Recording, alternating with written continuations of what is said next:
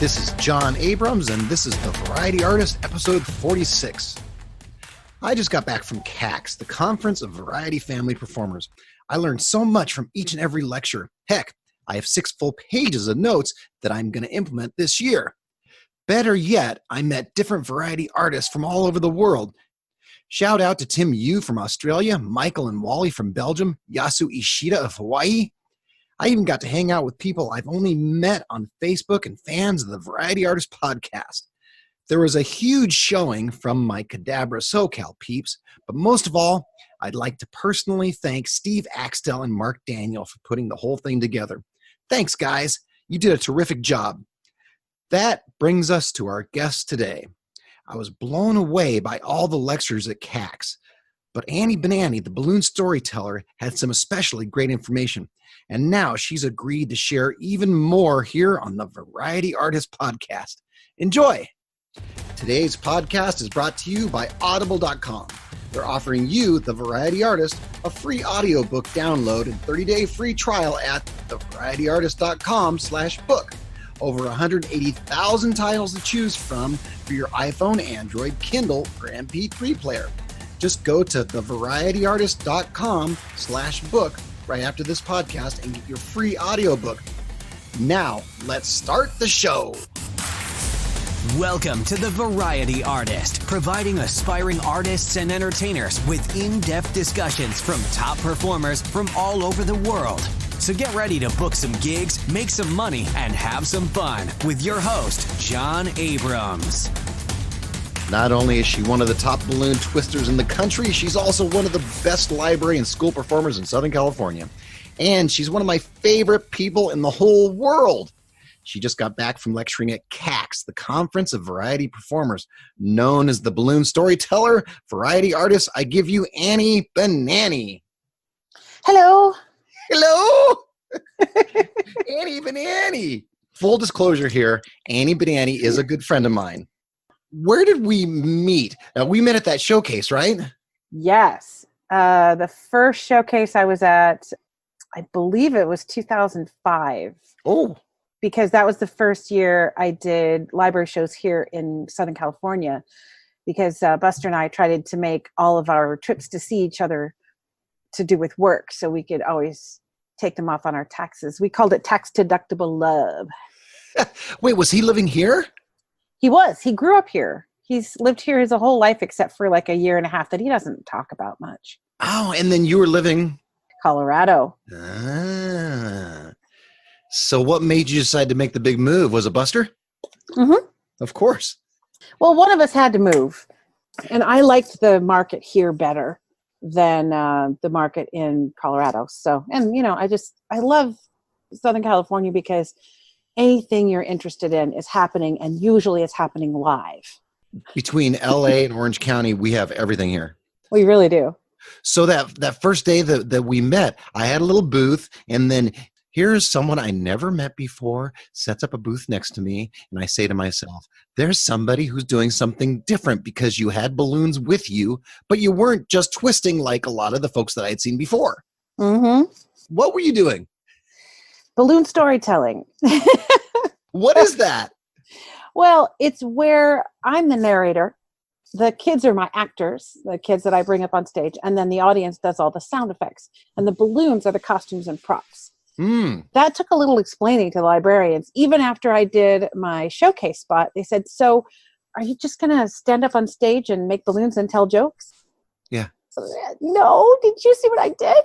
It's such a new concept to them. It's not anymore. It's perfect for the libraries and they all know what I do. But back then it was so different. I had been doing those showcases for a number of years and had never seen anything like it. Yeah, I didn't realize I was a trailblazer. Yeah, you kind of were. You kind of are. Accidentally. You know what I thought I'd do today? We're going to mix it up a little bit. Anybody who's listened to my podcast before knows that I ask all sorts of questions. We get in conversation and stuff. But on my Facebook page, I put every single time I interview a new artist, I put on there that they can ask me to ask questions of our artists. So you had so many questions, I thought instead of me interviewing you, I would have the fans interview you. Way to delegate. That's a lazy way to delegate is what it is. Yeah, outsourcing at its best. So that's what I thought we'd do. So I have a ton of questions for you, all from big fans of yours. And we'll start with Regina Martinez. Regina Martinez is known as Silly Sparkles out of Austin, Texas. She says, ooh, one of my favorite people in the whole world as well. I think people are going to think we paid these people. Here are her questions. She actually has two, so we'll start with the first one. This is a question I had too. Annie, why storytelling and balloons? Why did you decide to tell stories with balloons? Why not just stick to one or the other?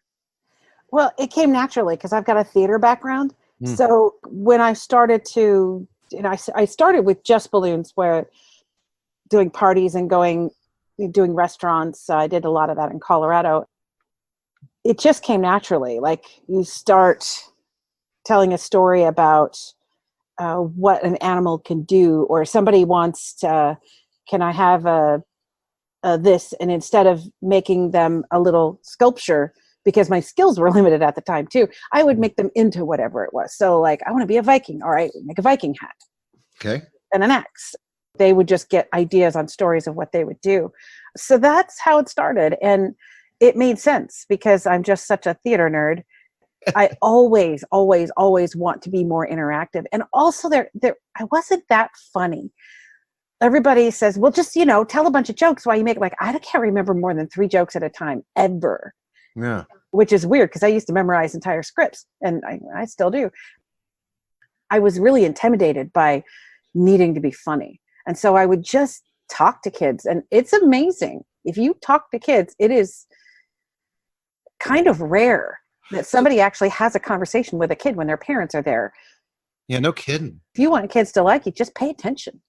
And it's amazing how well that works. So you're doing line twisting and you're doing this Viking kid. How did you transition to that and say, you know what, I'm going to put together an entire show?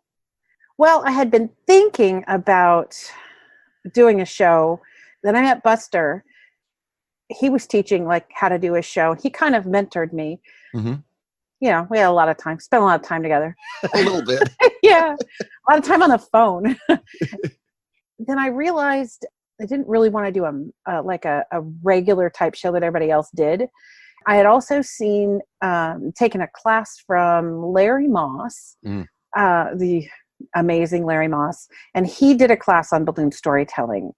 Also, Jimmy Leo did too, but Larry's was the first one I saw. And then I also saw Alan Guin perform. And I actually went up to Alan afterwards. He performed in Colorado, and I said, I loved your show. I can never watch you again because I'm afraid I'm going to steal all your stuff accidentally. Yeah. So I really literally did not see him again until Twist and Shout was in Rochester a few years ago. I'm really glad I didn't see him again because I developed in a much different way than he did, than his show. And as much as I love his show, I really like what I'm doing too. It was a really smart idea. Yeah, people can go both ways on that. I was in your school in that I had a lot of theater background, but instead of seeing a bunch of magicians and copying what they did, I used my theater background, just like you used your theater background, to create shows around that instead of creating it around what other magicians do.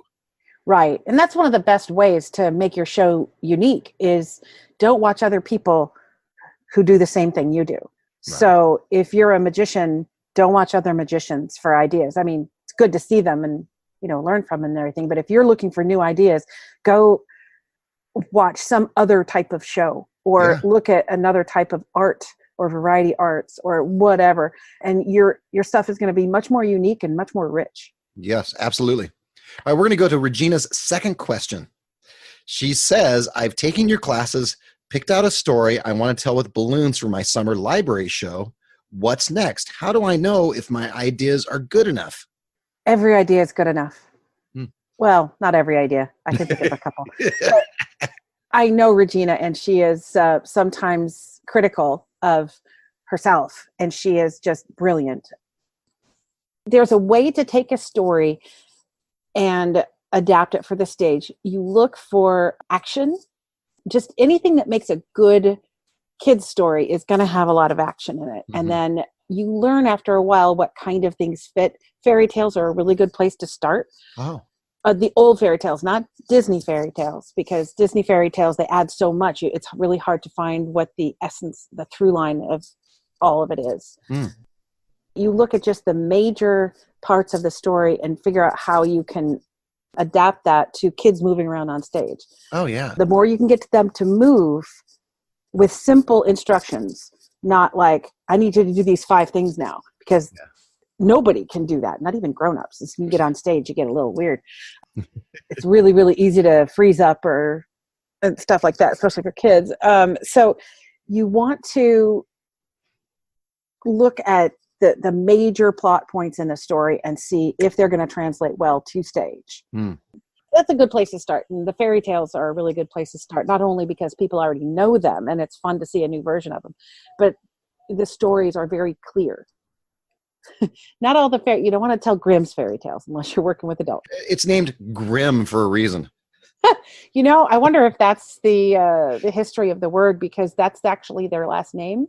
Yeah, I realize that. But I wonder if that's where Grimm came from. Yeah, because some of the endings of some of those stories are very grim. Yep. Oh, and they actually toned them down a little bit. Some of them are even worse. And then Disney will twist them on their ear and make it a happy ending, right? Oh, you bet. Yeah. Yes, because that's what we want these days. We're going to go to Virginia Hankins, the modern day Lady Knight. That's what she calls herself. She is amazing. She is amazing. She does archery. She's a stunt woman. She does horse riding and training, and she's a mermaid. She does. Okay, I can go on and on. And she has a unicorn. Brings it to parties. If I would have had a unicorn at my party when I was a kid, I think my life would have been different. All right, so she asks, or she says, I'd like to know about how she's able to tell a story while twisting. Does each balloon correlate to a part of the story, or how do they connect? That's a really good question. There's 2 different things that I do. The main thing that I do, like on stage, is most of the balloons are already made. And sometimes like there'll be 2 parts of something that come together and ta-da, there it is. Because making a complicated balloon sculpture is only interesting mostly to adults and usually only for like 3 minutes. Yeah. Anything that I'm going to use is usually made up in advance, which makes my show prep interesting. I got to make sure that I don't have a 2-hour show prep for all the summer shows. I did try that for birthday parties and small parties where every child got not only a balloon, but got a story made up. The both of us and the whole, everybody there made up the story. But a party with 15 kids was like 2 hours long. Oh my. And yeah, it was too much because, and then that's actually where I found something really interesting. Which audiences that worked with. So if I had regular kids that went to public school, the preschoolers would think this was the coolest thing in the entire world and could not make up their own story. As soon as they got into first grade, they looked at it as like, no, this is work. This is what we do in school. This is a party. I'm not doing this. But homeschool kids loved it. And I thought, what is the difference between homeschool kids with the way they learn to read and write, or really just to be creative, and the way public school kids? And I realized, this is my theory, I have not checked this theory against anybody else's, but homeschool kids tend to look at things as everything is a lesson. You figure stuff out when you're a homeschool kid. When you go to public school, they tell you what to do. And then writing becomes, can I read your writing? Are you going to be able to use the right grammar? And they just get overwhelmed by all that stuff. So that's actually why my school show, the tagline is called Making Stuff Up, because writing is just making stuff up. We do that every day.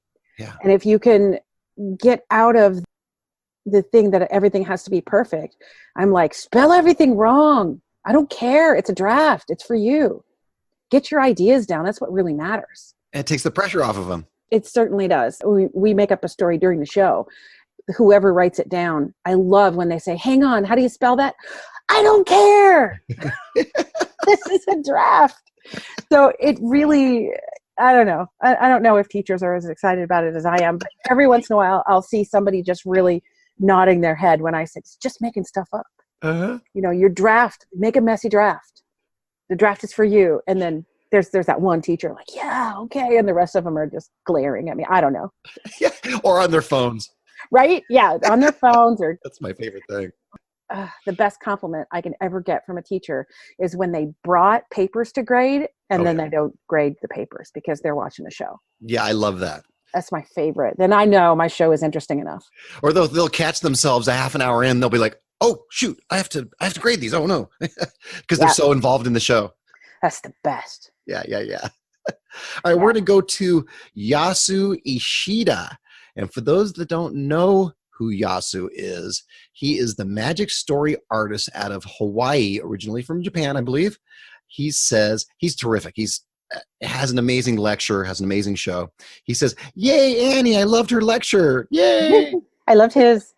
All right, he asks, what is your favorite balloon story and why? That's really hard. I have a lot of them. I think it depends on the situation.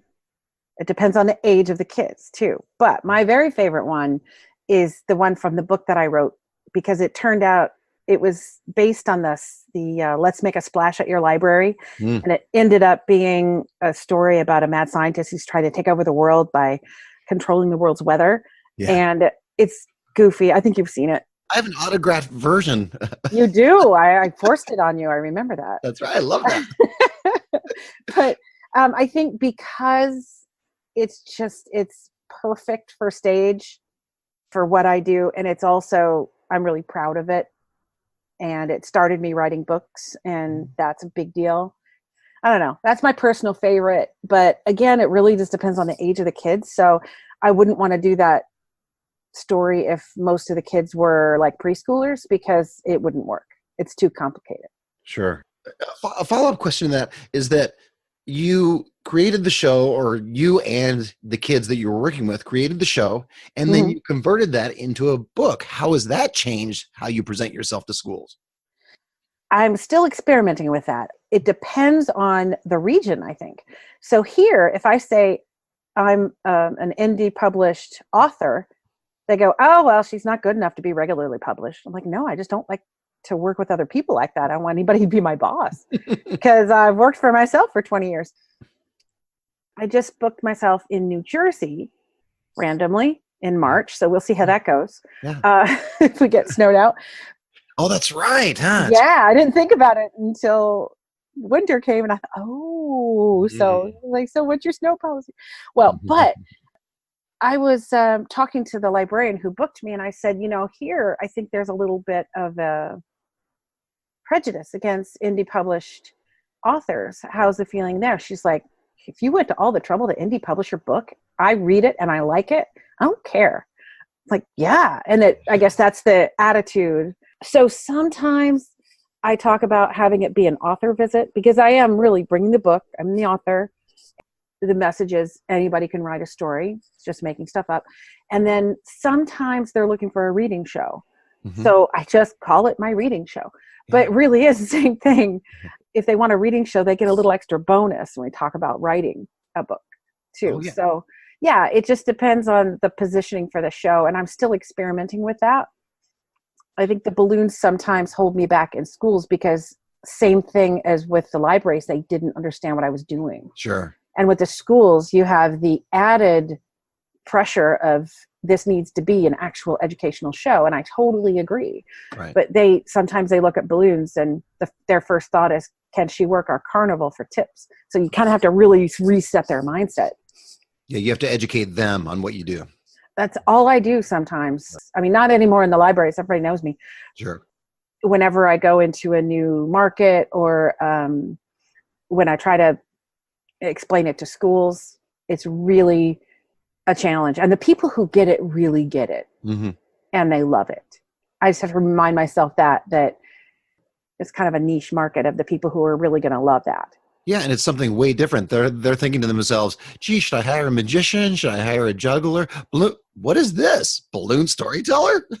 Exactly. Buster came up with that phrase, by the way. Oh, did he? Yeah, he's good at naming stuff. Another little chunk of brilliance.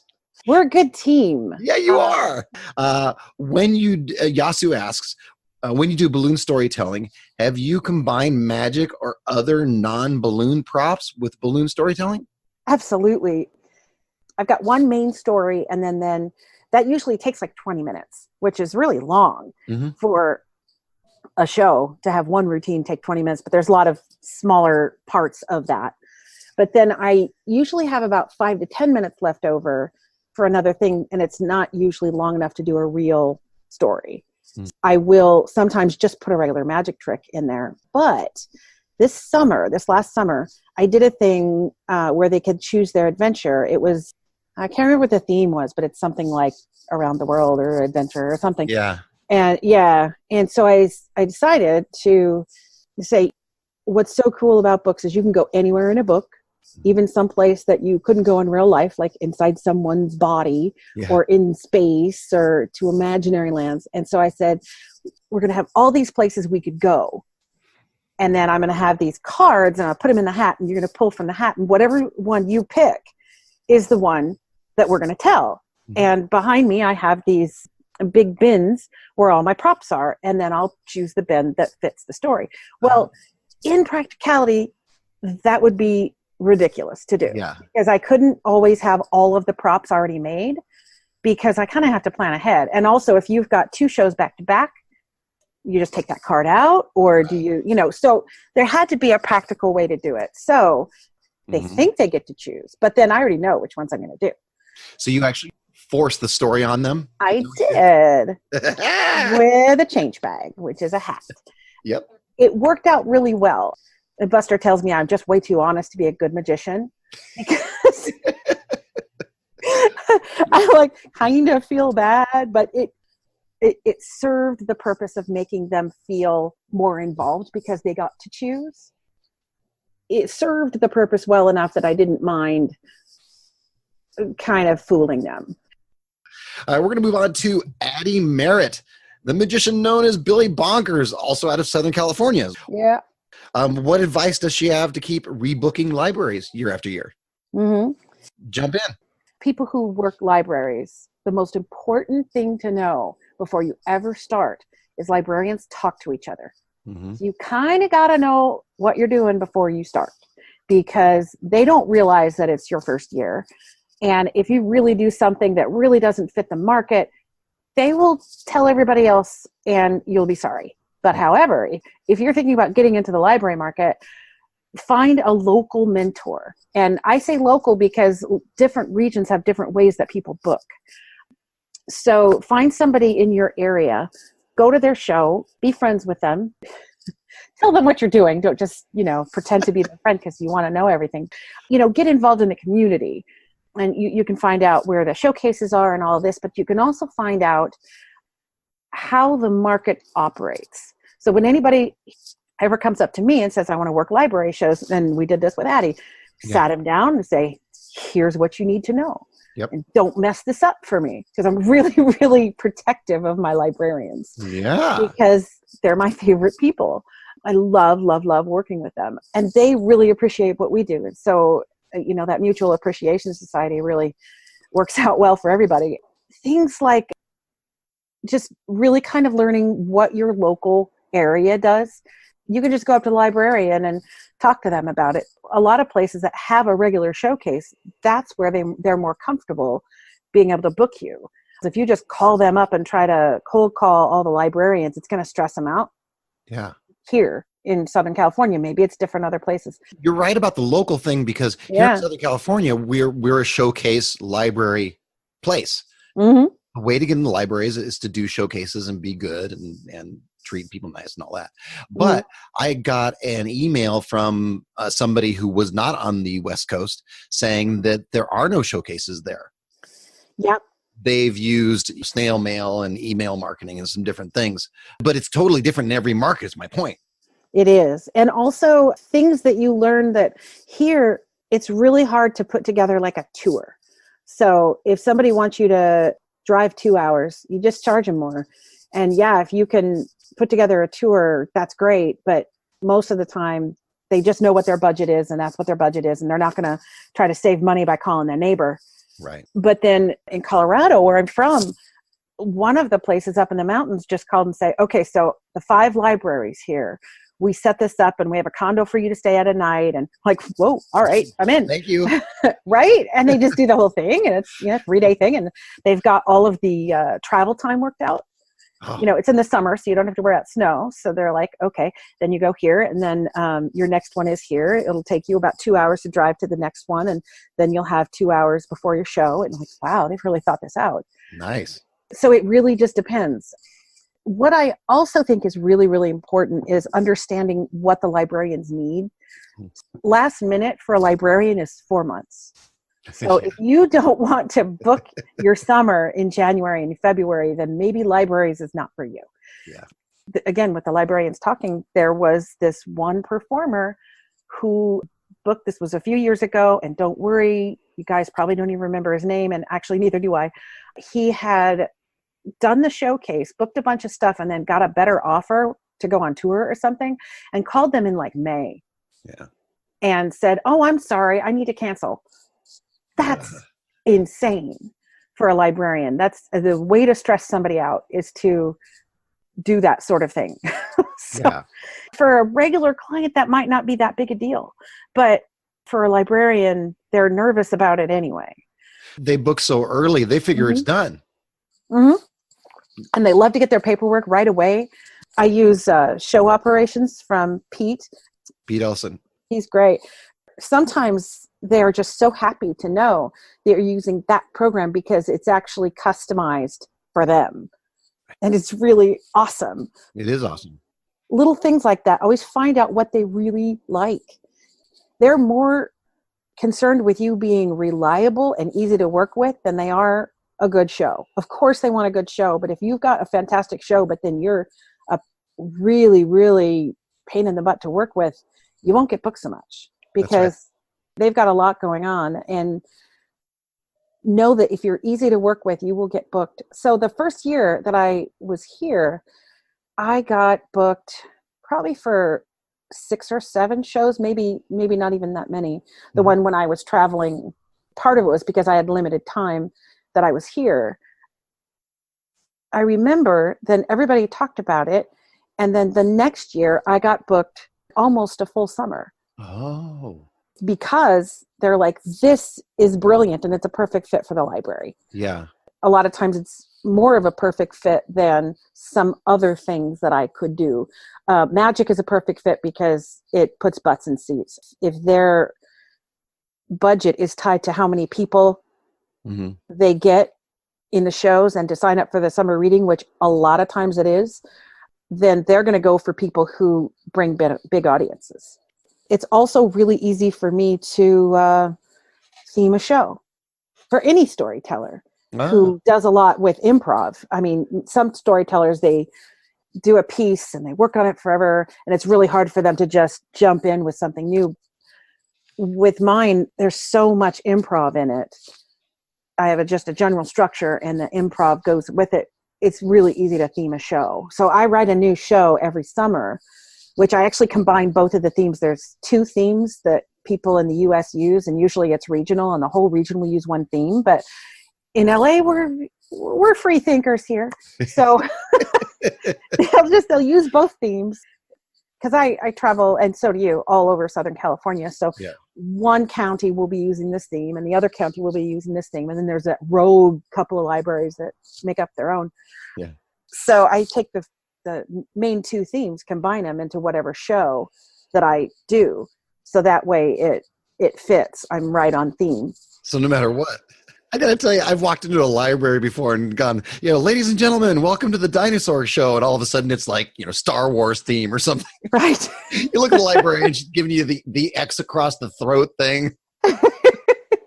No dinosaurs, no dinosaurs. Yeah. Luckily, they usually have posters. You get in there and you can just switch right away.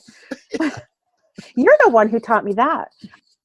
I remember you were saying that you always keep a full show in your car. I do. Because one time you brought an animal show and found out like the day before they had decided that they couldn't have animals at their school and they forgot to tell you. That is absolutely true. And then you were able to switch the show at the last minute. And ever since then, I always have enough to do a show in my car. That's happened more than once, by the way. Really? Yeah. What did they not understand about animal? Did they think they were going to bring dead ones or something? Yeah, I don't know what the deal is. I think the PTA maybe didn't talk to the principal, and the principal gets wind as soon as I get there. And then the principal says, oh, by the way, we have this rule. Yeah, thanks for telling me. All right, we're going to do some more fan questions in a little while. Okay. But let's move on right now to fact or something John just made up. Sound like fun? I'm ready. Is it fact? Or is it something John just made up? All right, here's what's going to happen. I'm going to give you a headline. You're going to tell me if it's true or not. And if it is true, tell me a little more about it. Okay. Headline number 1. During a special event expo, Annie's company won Best Customer Service for their booth. But there was a surprise at hand.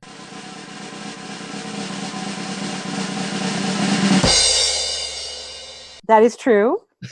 And what is the surprise? So the surprise is we didn't know there was a contest. Oh. I was busy giving good customer service in my booth. So I didn't even know there were 4 of us that were doing it. We had kind of combined 3 different companies. They were off accepting the award. I had no idea what was going on. And they didn't even know because they didn't come and get me. They were just like, oh, look at the awards. All right, next line. During her first elementary school show in California, several classes got up and walked out of her show before it was done.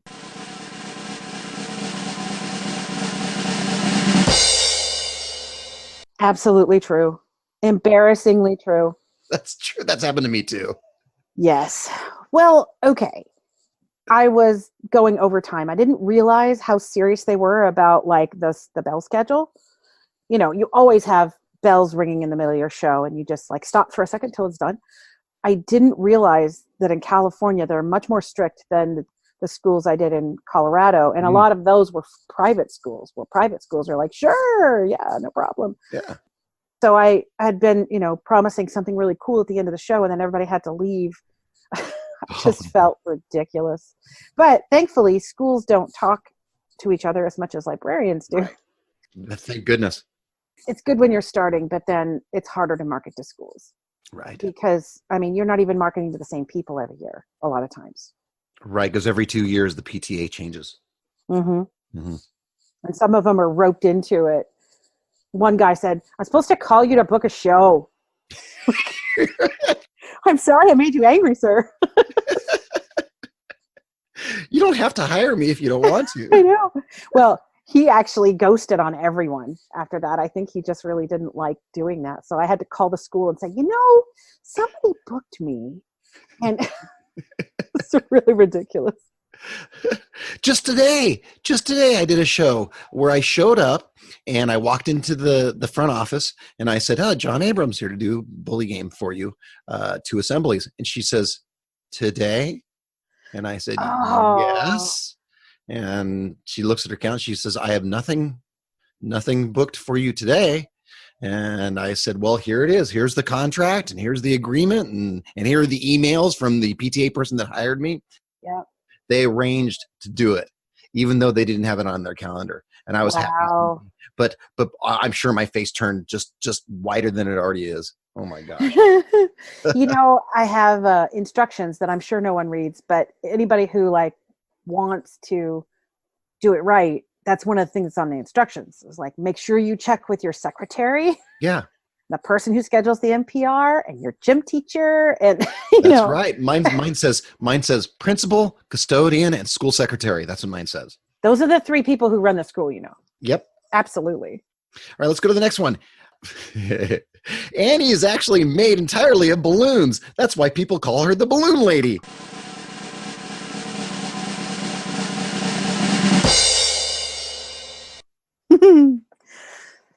That's my favorite joke when somebody calls me balloon lady.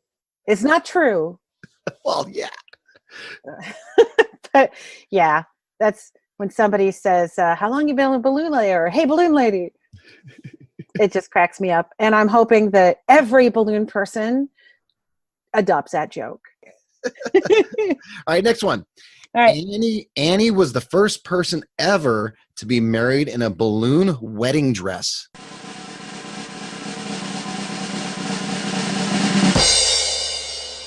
What? That's crazy. Like, it's crazy talk, I tell you. I know, and it's true. Tell me about that. Well, so after 3 years, I moved here, and then Buster asked me to marry him at a balloon convention in front of 275 of our closest friends. Mhm. Then I went to go dress shopping, and at the time, I didn't wear a lot of dresses. And so I went into David's Bridal, and it was like Stepford. Yeah. It's like, this is so freaky. Mhm. And I got married at 40. So it's not like I'm one of those people who's always dreamed of their wedding or, whatever. I was just really surprised that I found somebody I could put up with on a long-term basis. So, yeah, I like him a lot. He's okay. We'll keep him. Yeah, I'll keep him. Yeah. So we came home and I said, so honey, when you were joking about making me a balloon dress, were you serious? He's like, okay. And so that's what we did. I finally found one. It was like $500 and I had just moved here. Huh. So I'm like, that's not a good use of my money. Yeah. I'd like to, pay rent. So, Yeah. so it was fun. We actually, that was really fun, a fun way for the librarians to get to know us too, because we passed around that picture forever. That was just a thing the first few years that we were doing libraries. Isn't that picture in the Guinness Book of World Records somewhere? Ripley's, believe it or not. It's Ripley's Believe It or Not. That's where I saw it. Yeah. The one with the electric guy on the front. I don't remember which one. All right. So lots of people have done it since. As far as we know, and please, somebody correct me if I'm wrong. This was 2006 in May. If I'm wrong, let me know because I don't want to keep claiming something that's not true. Oh, my little dog just came up to me. Hi, Bitterman. Hi, Bitterman. John has the coolest dog. Annie Banannie says hi. That was fact. Or something John just made up. My facts are weird, so weird you didn't have to make anything up. I actually didn't make anything up. I didn't have to. This for me was the laziest show prep ever. There you go. If you get people to ask cool questions. That's right. In fact, look through the questions real quick and see if there's any that I'm just burning to answer. I have a few more if you want them. I can Sure. give you a couple of quick technical questions you can answer real quick. Okay. Eddie Rice Jr. of A Number One Best Events asks, what's the best balloon pump to get the job done? Really just depends on who you are. I like the Filbert, but I like it because it's really, really light, but it's got little places where you can put your balloons when you've inflated them if you need to inflate several at a time. That's my favorite, but really best is subjective. Yeah. I also really love to be able to mouth inflate. I don't at a long gig. I have very few long gigs. I don't usually mouth inflate if I'm at a gig, but it's really convenient because I don't have to carry a pump around. Yeah.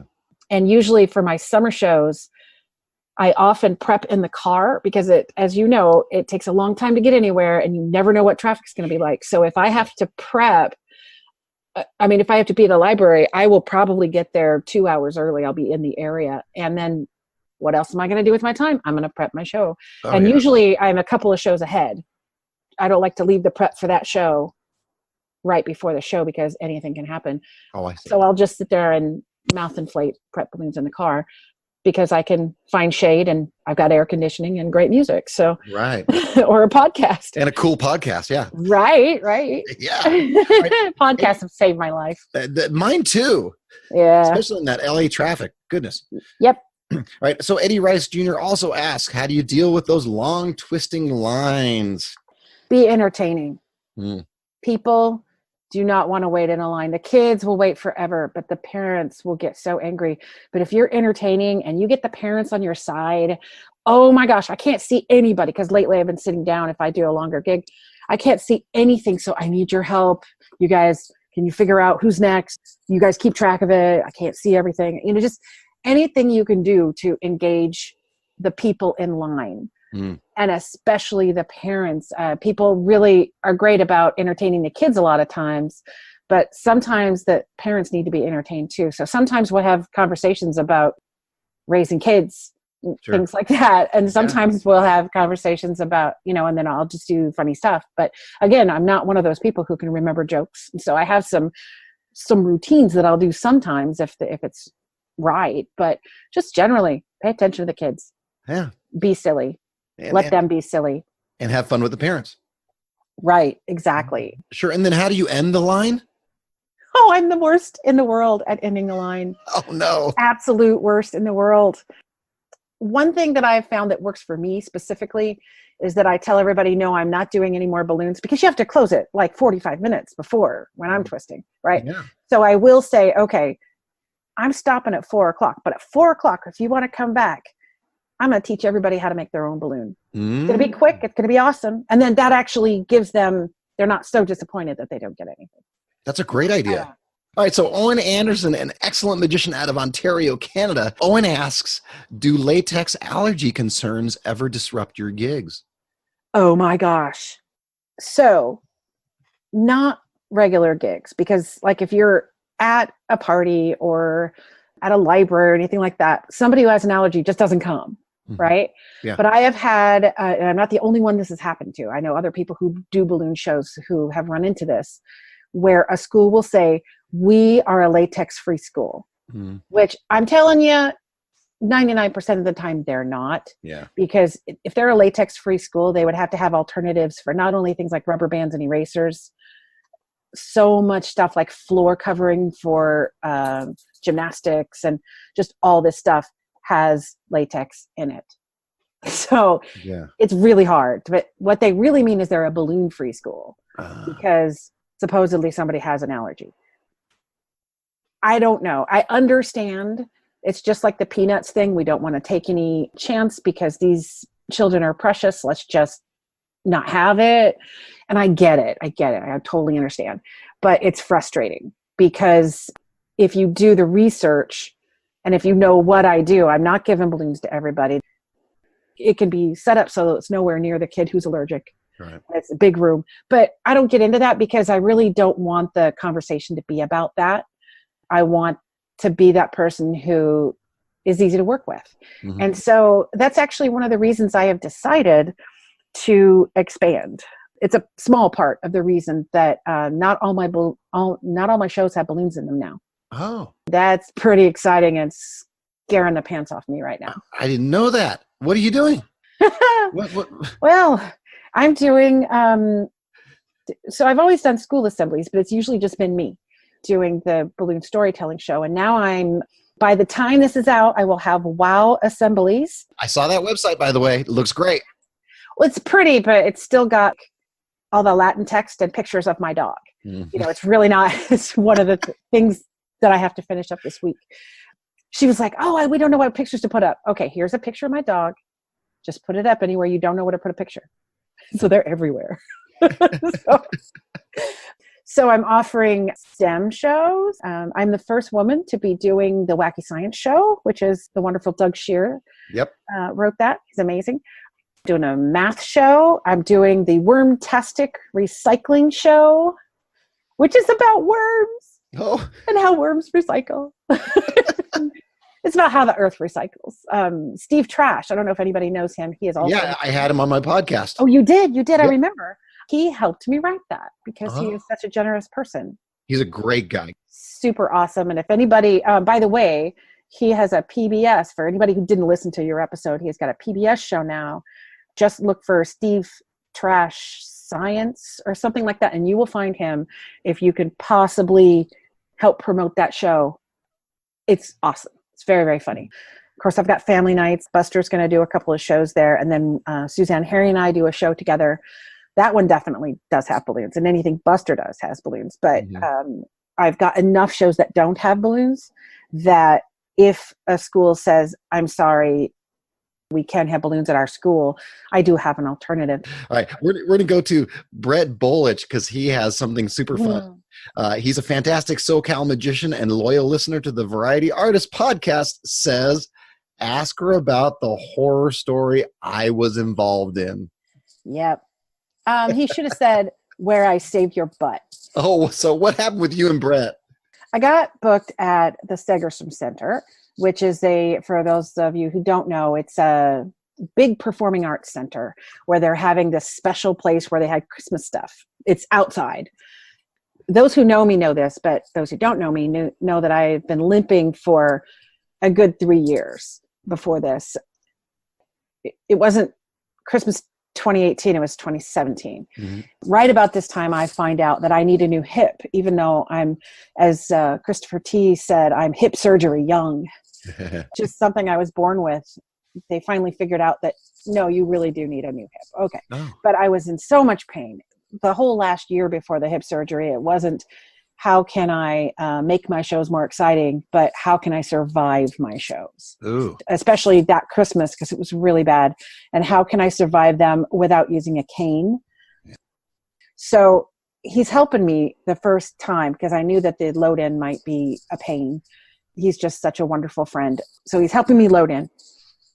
Then I realized when I'm loading in and setting up that I have forgotten my 6-foot balloons. If you find out the reason someone hires you is they love the idea of a giant human snow globe, you better have it with you. Yeah. So luckily this isn't very far from my house. So I gave him my keys and I said, would you please go with it? I told him exactly where it was. And I said, just my dogs, they love you. Just make sure they don't fly out the door because one of them's crazy. I told him exactly where to get it. He went all the way back to my house, which is about a 15-minute drive, got into the balloon closet and found what he needed, pet the dogs, and then left, and then came back, and he got there about the middle of my show. Oh, that's nice. Oh my gosh, he saved my butt because there was no way I had time to go back. All right. Conrad Colon, a terrific magician out of New Jersey, asks, what is Annie most excited to work on in 2019? Well, actually, I'm really excited. I told you one of the things that I'm changing my business. Yep. Also, I am creating a course. I have been doing balloon storytelling literally since 2003, maybe earlier than that. I've decided it's time to share. And I'm working with ZV Kiwi. If anybody knows him, he is Kids Entertainer Academy and Balloon Artist College. Really fantastic educational stuff.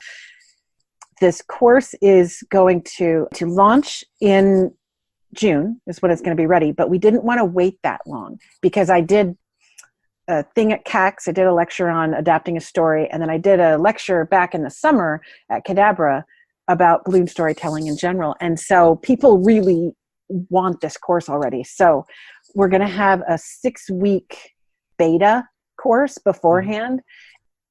It's partly to help me develop it and partly just to have something ready sooner. It's going to be all live.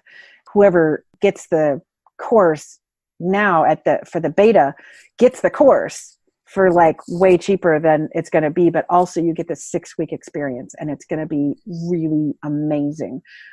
So it's going to be live on a webcast where they're actually going to be seeing you doing things, or how does that work?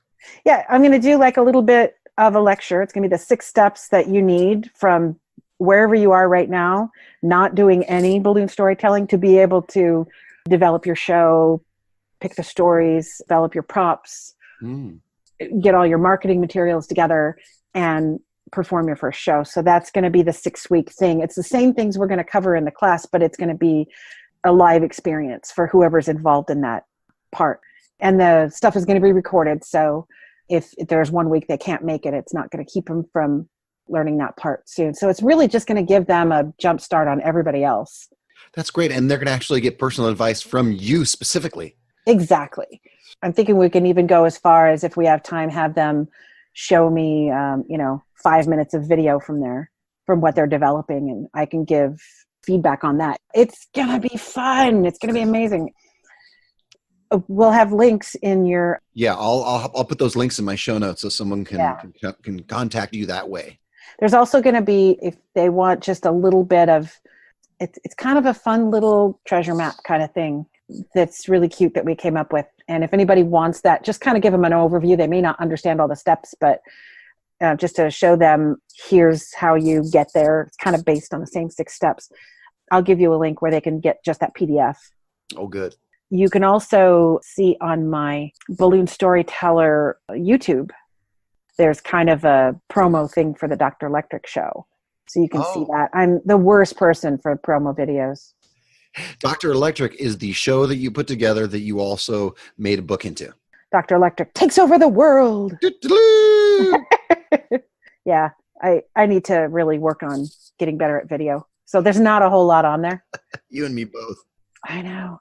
Well, your video is so cool, the stuff that you do. Oh, if anybody's ever seen John's show, this is Mutual Admiration Society right here, but John is a mentor. He's one of the people who took me under his wing when I got here. Taught me all about library shows, but even more important, all about elementary shows. John's the man. Well, it's easy when you're working with somebody who knows what the heck they're doing. Kinda. So they take this course with you. They sign up for that course. Well, it's going to be like the regular course where, there's a lecture and videos to explain what I'm talking about. All right. But the people who do the beta part are going to get it early. Not only are they going to get half price, they're going to get that 6-week thing. And that 6-week thing, the recordings are only for the people in that 6-week thing. So the people who sign up for it now get that stuff. It's going to start mid-April. So if you buy the course, you don't get that.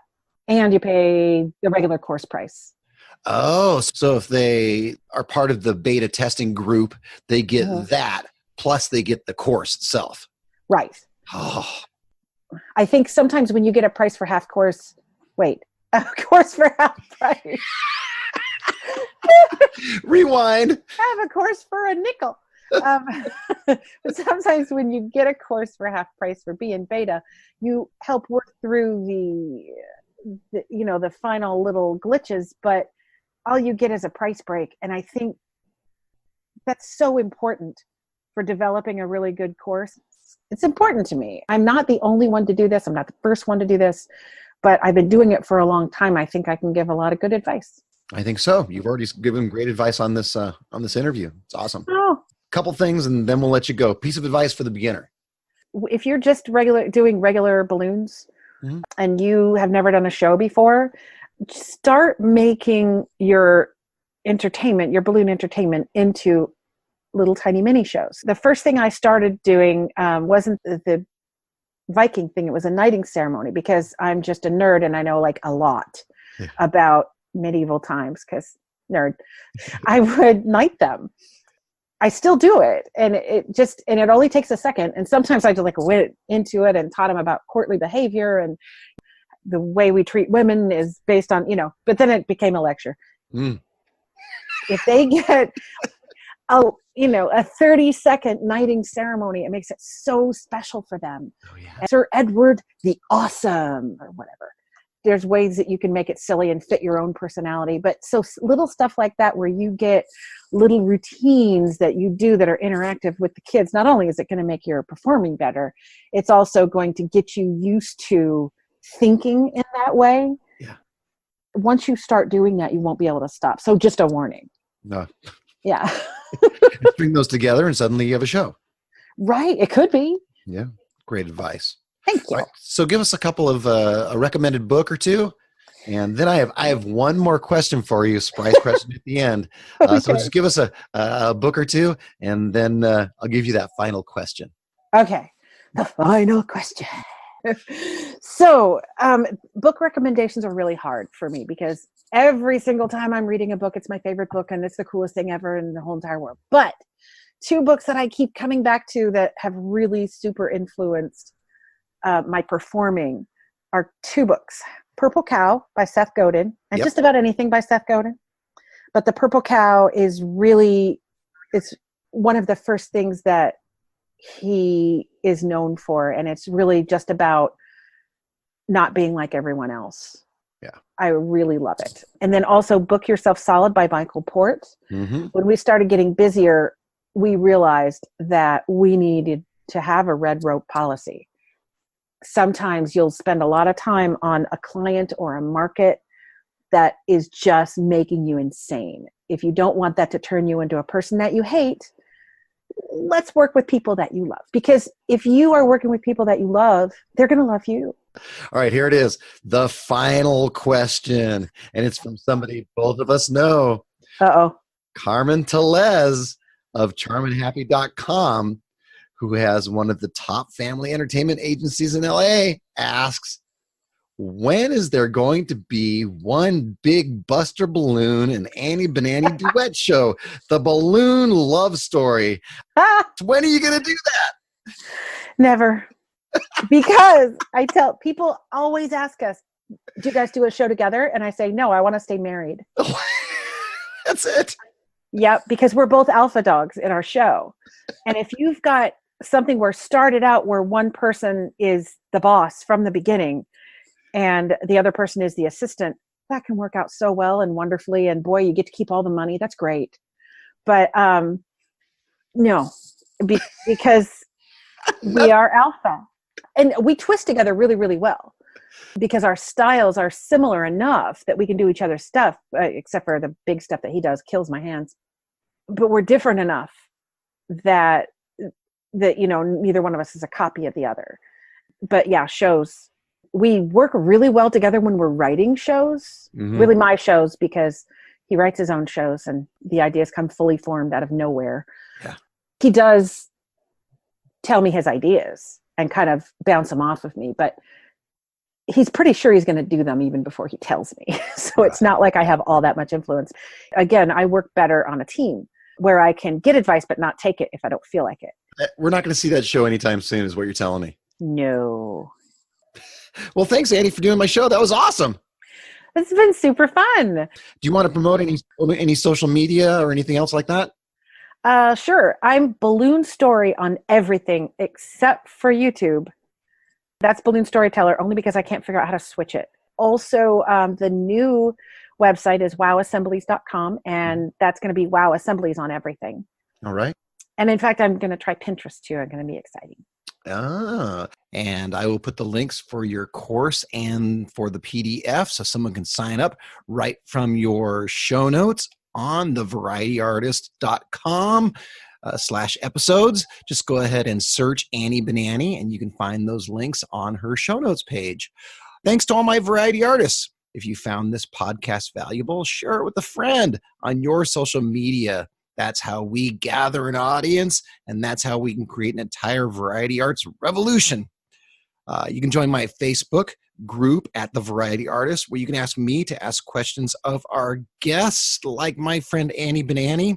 Now go out and book those gigs, make some money, and have some fun.